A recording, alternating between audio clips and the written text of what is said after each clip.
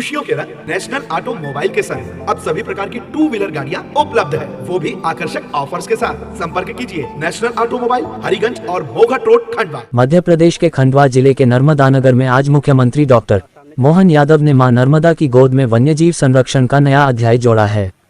इंदिरा सागर बांध के बैकवाटर में आज 6 मगरमच्छ छोड़े गए। इनमें 2 नर और 4 मादा शामिल है।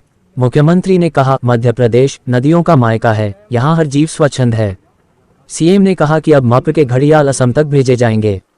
वहीं उन्होंने कहा कि ओंकारेश्वर अभयारण्य की घोषणा भी जल्द संभव है।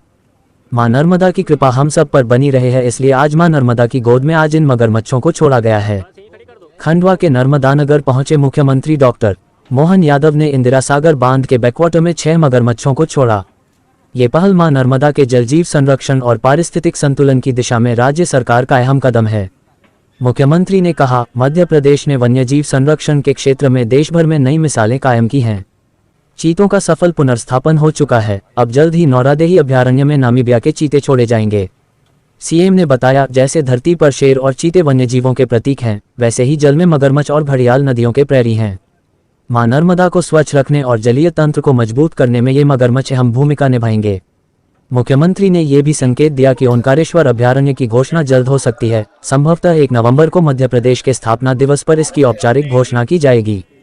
सीएम डॉक्टर मोहन यादव ने कहा कि मध्य प्रदेश असम तक घड़ियाल भेजने की दिशा में भी काम कर रहा है। ये देश के जैविक संरक्षण में बड़ा योगदान होगा। सीएम ने कहा कि मध्य प्रदेश नदियों का मायका है, यहाँ हर जीव स्वच्छंद है। हम वन्यजीवों के साथ ही जलजीवों के संरक्षण के लिए भी पूरी प्रतिबद्धता के साथ कार्य कर रहे हैं। मां नर्मदा के तट से शुरू हुई यह पहल अब पूरे प्रदेश में जलीय जीवन संरक्षण का प्रतीक बनने जा रही है। खंडवा से इमरान खान की रिपोर्ट। नदियों का मायका है मध्य प्रदेश, और मध्य प्रदेश में ये भगवान का आशीर्वाद है कि सब प्रकार के जीव जंतु, जलीय जीव, थलीय जीव, नभी जीव, सब प्रकार के थलचर, जलचर, नभचर सभी पर्याप्त रूप से स्वच्छंद रूप से अपना जीवन यापन करते हैं। और जो चीता पूरे एशिया से गायब हो गया था, यशस्वी प्रधानमंत्री के आशीर्वाद के बाद 2022 में पुनर्स्थापन का प्रयास विश्व में कई जगह हुआ, लेकिन हमें खुशी है कि वो अपने प्रदेश के अंदर चीते का भी पुनर्स्थापन हुआ और गांधी सागर और कूनो पालनपुर में हुआ है। कुछ समय बाद हमारा नौरोदेही एक और चीता अभयारण्य बनने वाला है, तो अफ्रीका, नामीबिया से वो चीते लाकर वहाँ भी छोड़े जाएंगे। आज यहाँ ओंकारेश्वर आने का मौका मिला। घड़ियाल, मगरमच्छ, चंबल, कूनो, पेच, सोन सभी बड़ी बड़ी नदियों में है। हमारी मां नर्मदा में भी है, बरगी डैम के पास जबलपुर से लगाकर इधर अलीराजपुर धार।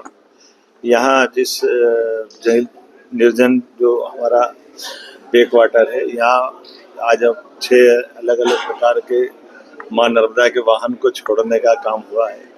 और उम्मीद करेंगे कि ये जिस प्रकार से मां नर्मदा में मरी हुई मछलियाँ वगैरह या गंदगी रहती है, तो आमतौर पर जहाँ मगरमच्छ रहता है वो इन सब चीज़ों को, नदी के जल को स्वच्छ भी करता है और जल का इकोसिस्टम, पर्यावरण की भी रक्षा करता है। मैं उम्मीद करूँगा कि ये हमारा उनका प्रेम बना भी रहे, और जिस प्रकार से नर्मदा जी का आशीर्वाद सबको मिलता है, मां नर्मदा जी अपने वाहन को भी आशीर्वाद दे और हम सबके बीच में परस्पर सौहार्दपूर्ण इन सारी व्यवस्थाओं के आधार पर मेरी अपनी ओर से प्रदेशवासियों को, देशवासियों को बधाई। कितने छोड़े जाएंगे?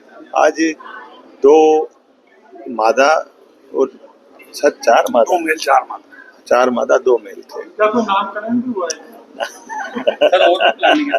नहीं, अभी तो जैसे क्या हमारे घड़ियाल जरूर है। घड़ियाल सेंचुरी चल रही है, जिसमें घड़ियाल हर साल अंडे निकाल करके चंबल नदी से उन घड़ियाल को 2-2.5 साल रख करके उनसे बच्चे बड़े करके लगभग तीसरे साल 2.5 से 3 फीट की साइज में उनको छोड़ते हैं। अब यही बात है कि घड़ियाल को हमने असम के लोग मांग रहे हैं, तो असम तक भी घड़ियाल पहुंचाने वाले हैं। और ये कुल मिलाकर के जिस प्रकार का समय चल रहा है कि ऐसे सब जल जीवों के लिए जितना बने उतना करेंगे। सेंचुरी की घोषणा बहुत जल्दी होने वाली है, किनारे बहुत जल्दी सेंचुरी की सौगात मिलेगी। हमारे मंत्री जी का जन्मदिवस हो सकता है उस दिन भी मिल जाए। मैं उम्मीद करूंगा कि सेंचुरी का बड़ा लाभ हमारे यहाँ मिलेगा।